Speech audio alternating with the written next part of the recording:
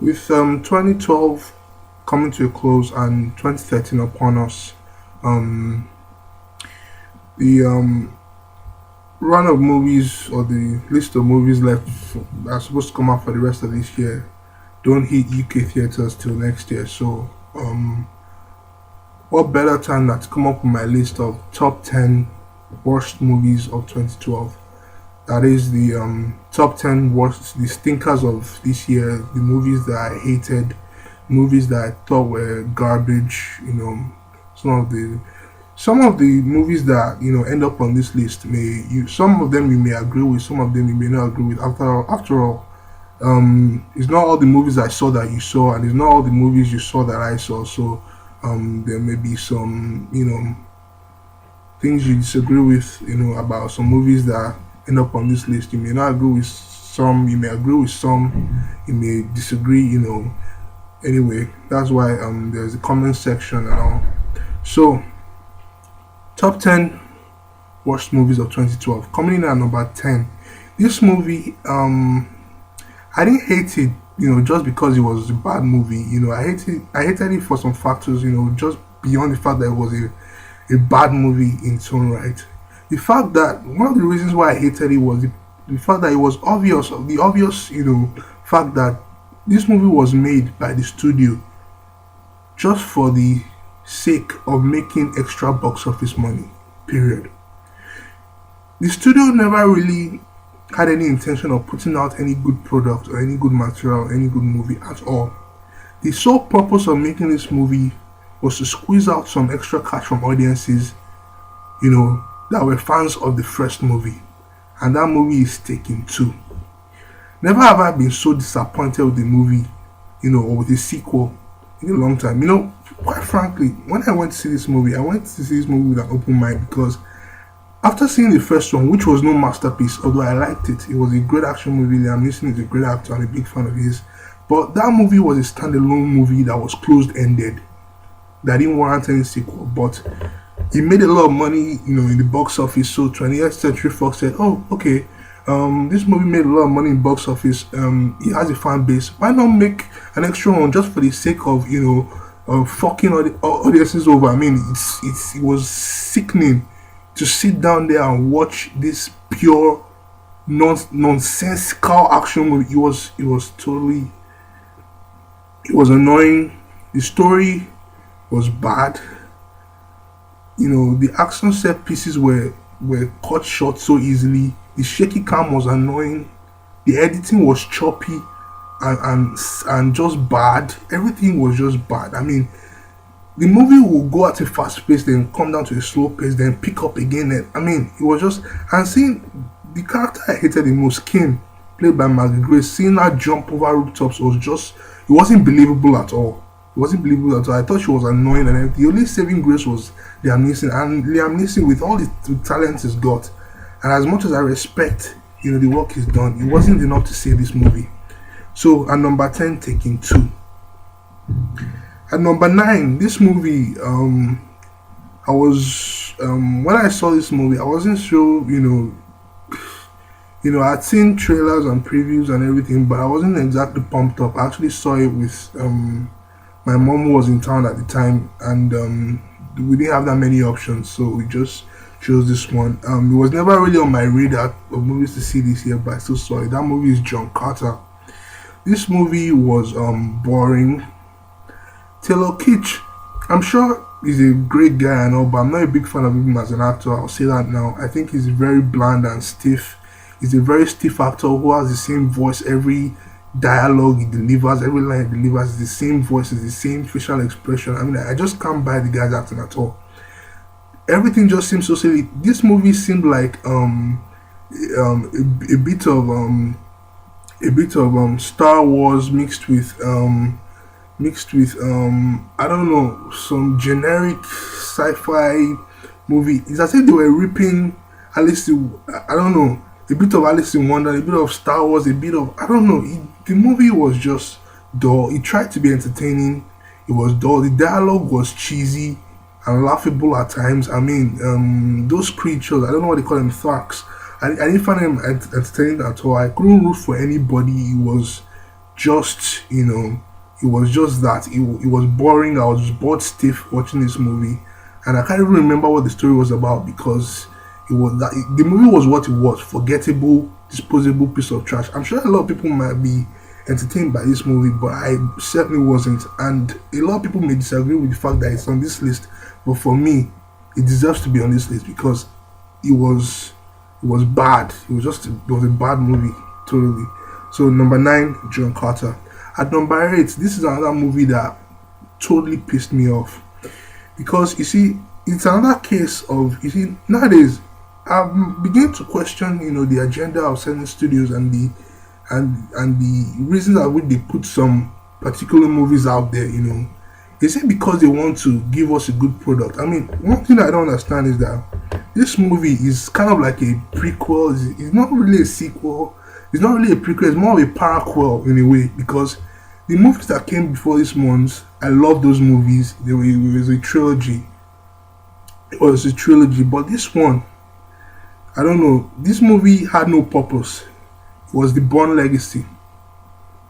The 3 movies that came before the Bourne Legacy, Identity, Supremacy, and Ultimatum, they were all good action movies. These movies kicked ass. Matt Damon kicked ass as the lead actor, and he was badass. I mean, he had a great story, great suspense, great pacing, great dialogue, great. I mean, he just had everything, and he elevated the action genre. But this one was just another desperate effort by Universal Studios to milk the cow, really. That's what they were doing with this one. And how can you take out the lead actor who is the hero and replace him with a new one and they were still trying to link the events of this one, happening simultaneously with the events of Ultimatum, and the effort was just everything just seemed lackluster and mediocre, honestly. The movie was boring, the action seemed uninspired. I mean, there was no soul in this movie at all. And I think I did a review, if you check my older videos and all, I reviewed this movie and I gave it a C plus. I think now that I'm thinking about it, I think that was a bit too generous. This movie was a total bore fest, really. Avoid at all costs. Even avoid watching it for free. You'll be pissed off. If you love the original Bourne movies, you probably hate this movie. So there it is, number 8, Bourne Legacy. At number 7, this was a movie that I saw because I didn't particularly want to see it. I was with 2 friends of mine. If they are watching this video, they know themselves. I was with 2 friends of mine. We were at this theater. I mean, we were just hanging out and all. So we didn't really know what else to do. We went to this theater. All the movies there, we had already seen before, or we weren't really interested in. And we saw this movie just for the fact that there was really nothing else to watch. So we just said, okay, let's just try this movie out. And geez, I don't know what they thought about the movie, but for me, I thought the movie sucked.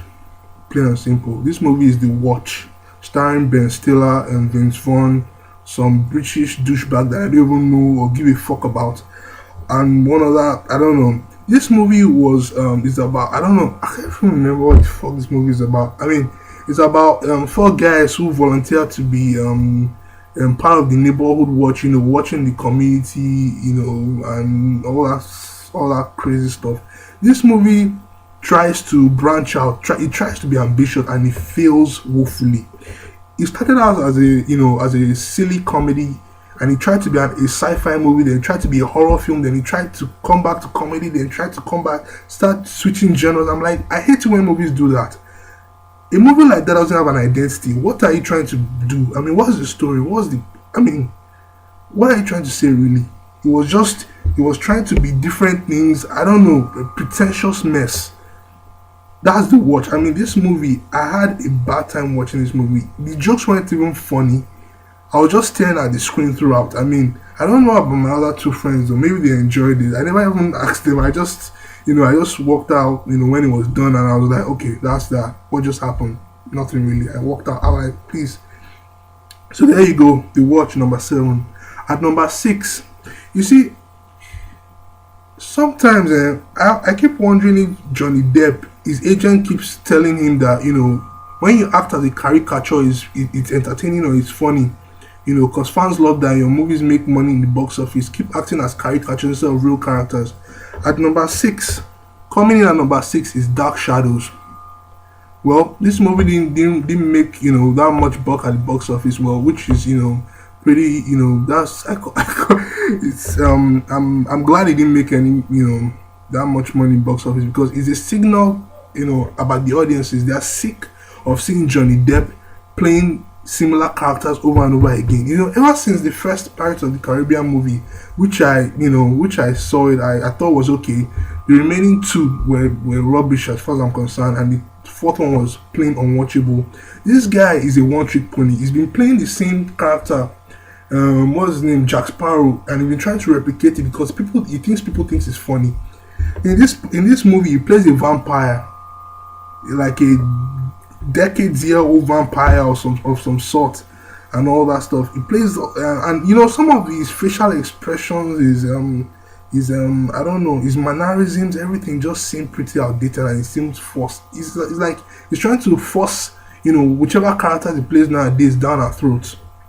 I thought the story of the movie was completely uninspired. I thought the characters were boring. I couldn't care less about where the movie was going. It was boring as well, totally boring. I was like, what the hell is this? It was kind of like me watching Charlie and the Chocolate Factory, only with vampires, and none of the whole chocolate processing. I don't know, none of the whole chocolate making parts and everything. It just felt like I was watching a kids movie, that was aimed at the wrong, set of audience. I mean, that was what this movie was. Dark Shadows. I never did a review on this movie, but whoever I was able to speak to, I told them to avoid seeing this movie. It was another bad movie. Dark Shadows, number six. At number five, this was the first adaptation of the first of two adaptations of Snow White. This one was Mirror Mirror, starring Lily Collins, Julia Roberts, and Amy Hammer, who I think is a good actor. And this movie, I don't know, compared to the second one, Snow White and the Huntsman, this movie was totally, I mean, it couldn't even hold a candle to that other movie. This one was just campy, silly kids stuff. If I knew what I was heading into before walking into the theater, I would have, I probably would have avoided seeing this movie, but I didn't know what I was heading into. I just went in there and I had a horrible time. It was a horrible experience. It was just campy. Julia Roberts looked rubbish. I mean, she's a good actress, but I mean, they just made her look bad, honestly, in this movie.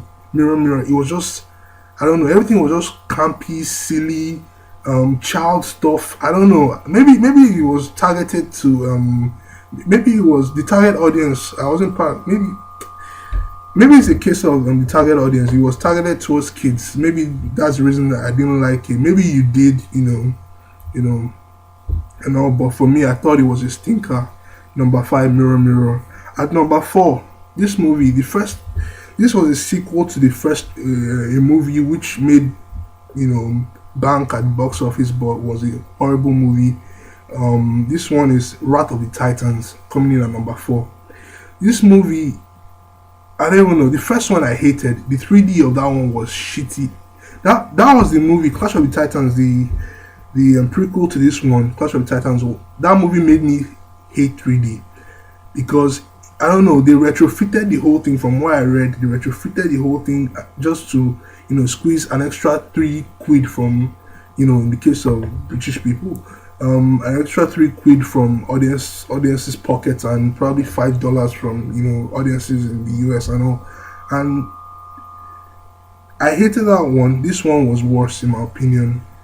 The everything was just loud, dumb, explosions everywhere, and what actually pissed me off was seeing good actors like Ralph Fiennes, Liam Neeson getting stuck in silly nonsensical movies like this, and which made it obvious that they were just there for the paycheck, nothing more. They knew that what they were getting into was a stinker. They knew the script was horrible, but still they chose to go in there because the studio offered them millions of dollars and stuff. And I can't say I blame them. I don't blame them really for taking the paycheck and dragging their names through the mud by starring in this piece of shit, stinker of a movie, Wrath of the Titans #4.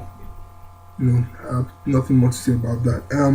Coming in at #3, This Means War, directed by Mark G, the director of the first two Charlie's Angels movies and Terminator Salvation, which I hated. The movie Terminator Salvation was that movie that made Christian Bale, one of the best actors of this generations, look bad. They made him look like Taylor Lautner, honestly.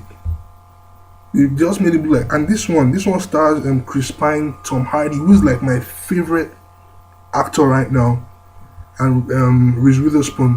What is this movie about? It's about two spies who are trying to one up each other in order to get this girl that they are both in love with. Period.